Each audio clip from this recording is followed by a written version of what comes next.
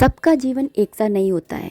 जो चीज़ आपके पास है वो बहुत से लोगों के नसीब में भी नहीं होती है। इसलिए खुद को खुश रखने की जो जिम्मेदारी है वो आपकी खुद की होनी चाहिए। लेकिन होता क्या है ना कि लोग दूसरों की खुशियों को देखकर ज़्यादा दुखी होते हैं बजाय इसके कि खुद की खुशियों को देख कर के खुश होएं। Good morning and welcome back to the channel. नमस्ते दोस्तों, राधे राधे। कैसे हो आप सब? उम्मीद करती हूँ अच्छे होगे, खुश होगे और बिल्कुल मज़े में होगे। सुबह सुबह का टाइम है, अपने ठाकुर जी के लिए भोग बना रही हूँ, खाना बना रही हूँ। टाइम से बन जाए यही मेरी वो रहती है कोशिश। तो यहाँ पर सुबह ही जब पूजा करने गई थी तभी दाल भिगो दी थी ताकि कम सीटी में, कम गैस में दाल बन जाए। यहाँ पे सिंपल से मसाले हैं जो डाल रही हूँ क्योंकि सिर्फ बाद में हींग और जीरे का तड़का लगाऊंगी। तो यहाँ पर बस मैंने कुकर में दाल को चढ़ा दिया है और गैस पर रख दे रही हूँ।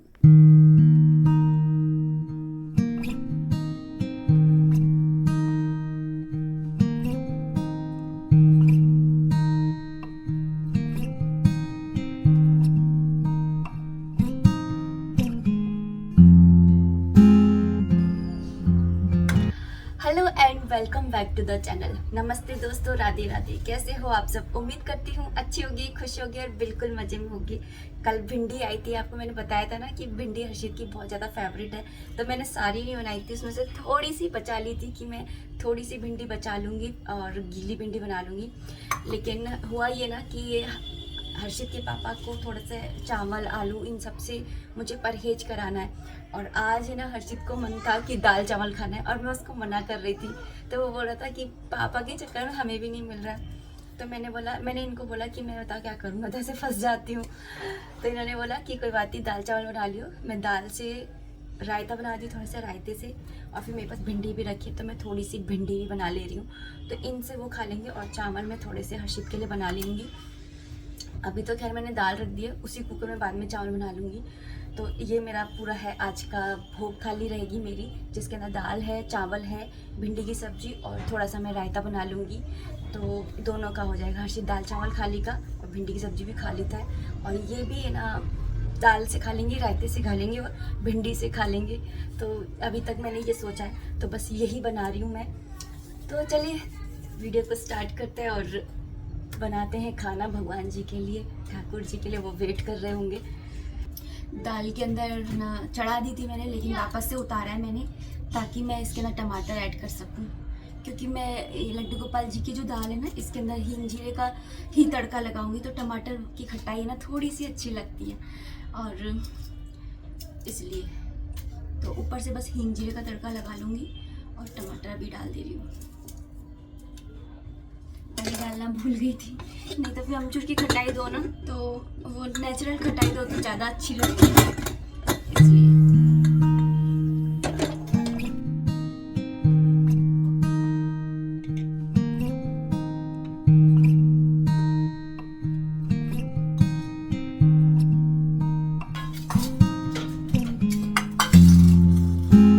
पता नहीं आज मैं क्या हो रहा है, सब चीज़ भूल रही हूँ। दाल में टमाटर डालना भूल गई। और यहाँ पर ना भिंडी बना रही हूँ।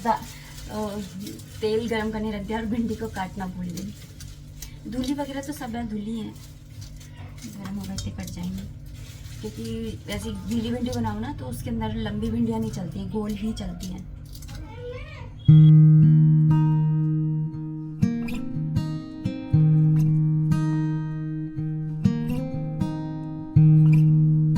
यहाँ पर बस कढ़ाई चढ़ा दी थी और हींग डाली है पीस करके। मेरे पास जो हींग आती है ना वो थोड़ी मोटी डलियों में आती है, फिर उसको मुझे थोड़ा सा क्रश करना होता है। ऐसे ही स्पून से ही क्रश हो जाती है, लेकिन हींग इतनी माइंड ब्लोइंग है ना, मैं आपको क्या बताऊँ। थोड़ी सी हींग डालने से इतना अच्छा फ्लेवर आता है ना। उसके बाद में बस मैंने जीरा डाला, फिर उसके बाद में भिंडी डाली, थोड़ा सा उसको भून लिया, मसाले ऐड करी और थोड़ा सा भूनने के बाद में इसके अंदर मैंने डाल दिया है थोड़ा सा पानी। ज़्यादा नहीं डालना है। गीली भिंडी का मतलब ये नहीं है कि बिल्कुल लिक्विड ही कर दी। थोड़ा सा लिपटमा टाइप बनती है और बहुत अच्छी लगती है। जब मैं शुरू में बनाती थी ना, बहुत सारे कमेंट्स आते थे कि ऐसी भिंडी कौन बनाता है, इसमें तो तार तार से छूटते होंगे। नहीं, अगर प्रॉपर ढंग से बनाओ ना तो फिर तार वार कुछ नहीं छूटता है। यहाँ पर ना आटा भी ख़त्म हो गया था तो रात को ही मंगा लिया था मैंने। वैसे ख़त्म हुए तो काफ़ी दिन हो गए थे, तो मैंने नीचे से मंगाया। इनके पास टाइम नहीं था लाने का। मैंने बोला हर्षित को कि जा नीचे से ही लेकर के आ, काम तो चलाना ही है। फिर इनको मैंने बोला कि भाई आटे के बिना काम नहीं चल रहा, अब तो नीचे भी ख़त्म होने वाला होगा, तो ऊपर नीचे दोनों का ही लेकर के आना पड़ेगा। तो फिर कल ये 2 कट्टे लेकर के आए, एक नीचे का एक ऊपर का। तो यहाँ पर बस मैंने उसको फिल किया है, और यहाँ पर इस टंकी के ऊपर ना मैं ये ऐसे कपड़ा बिछा करके रखती हूँ, क्योंकि जो आटा मारने की परात है ना वो मैं इसके ऊपर ही रखती हूँ, तो ढक्कन के ऊपर स्क्रैच ना आए, इसके लिए मैं इसके ऊपर ये कपड़ा बिछा करके रखती हूँ। हाथ धुल लिए हैं ताकि, क्योंकि ये टंकी वंकी के हाथ लगाए ना, तो इसलिए। और उसके बाद में सब्जी को चेक कर लिया है कि लग नहीं जाए, और यहाँ पर बस आटा छान ले रही हूँ, आटा लगा लूँगी।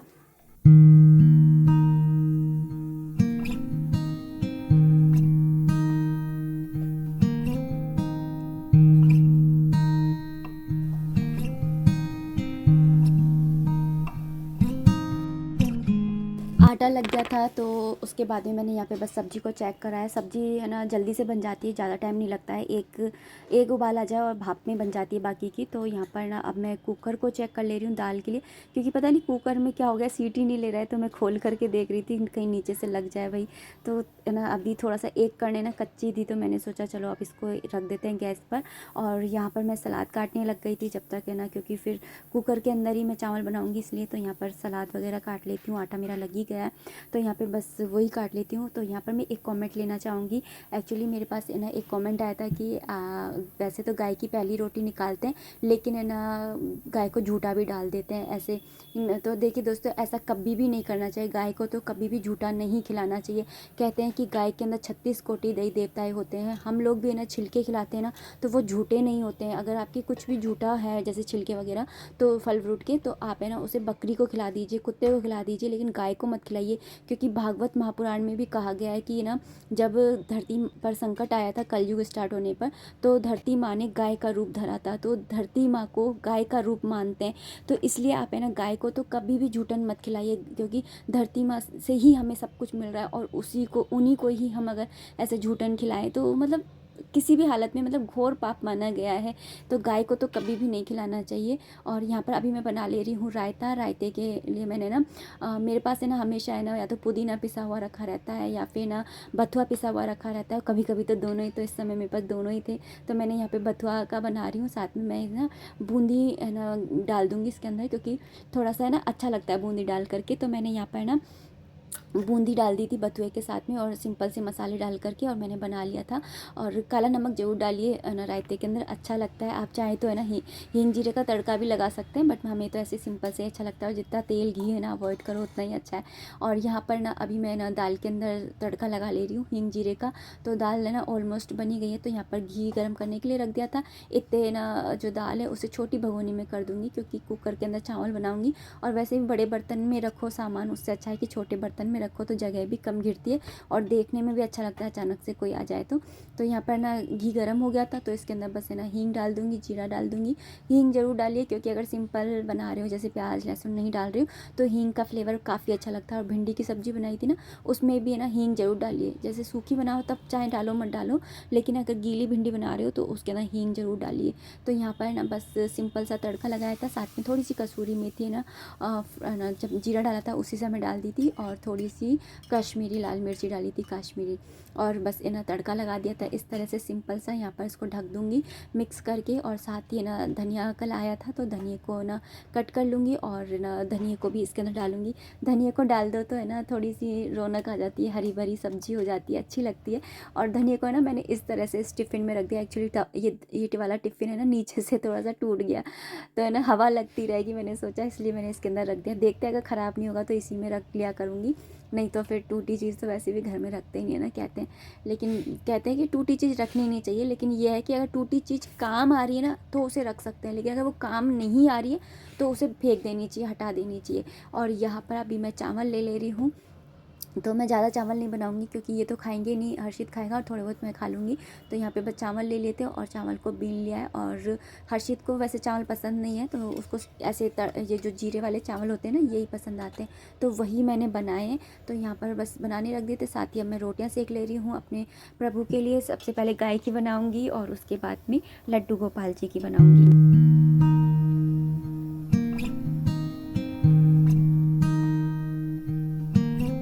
अच्छा अच्छा, साथ ही में एक और कमेंट ले लेती हूँ जिसके अंदर उन्होंने पूछा था कि मतलब श्रीमद् भागवत महापुराण पढ़ने की सोच रहे हैं तो कैसे पढ़े।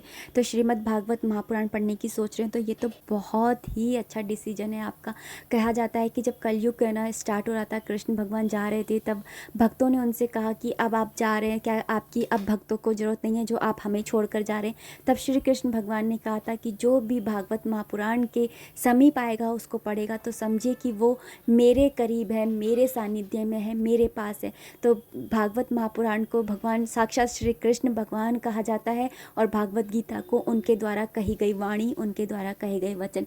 तो पढ़ रहे हैं तो काफ़ी शुभ है। आपने कहा कि ना पहले आप है ना कहीं से भी उठा करके और फिर पढ़ लिया करते थे, लेकिन अब आप प्रॉपर पढ़ना चाहते हैं तो अच्छी बात है। आप है ना ऐसे पढ़ सकते हैं, जितना आप है ना मतलब 1 पेज पढ़ रहे हैं, 2 पेज पढ़ रहे हैं, जितना आपको टाइम हो उसके अकॉर्डिंग पढ़ लीजिए। और फिर ना कोई भी मार्कर से मतलब बुक मार्कर लगा करके और उधर रोक दीजिए, क्योंकि हम ग्रस्त में ऊपर से स्त्री जाति, तो है ना आप है ना इस तरह से पढ़ सकते हैं। यहाँ पर मेरी देखिए थाली भी तैयार हो गई है भोग की। कोशिश करती हूँ कि सलाद है ना प्लेट में ही आ जाए, क्योंकि मंदिर में ना जगह नहीं रहती है, लेकिन आज है ना थाली में जगह नहीं है। थाली में है भिंडी, बूंदी और वो क्या बोलते हैं बथुए का रायता, साथ में दाल, रोटियां, चावल और जल, और ये सलाद।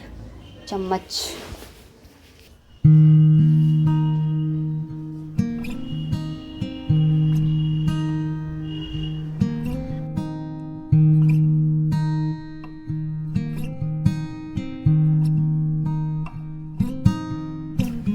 तो चलिए अब लगा करके आते हैं भोग और देखते हैं उनको कैसी लगेगी।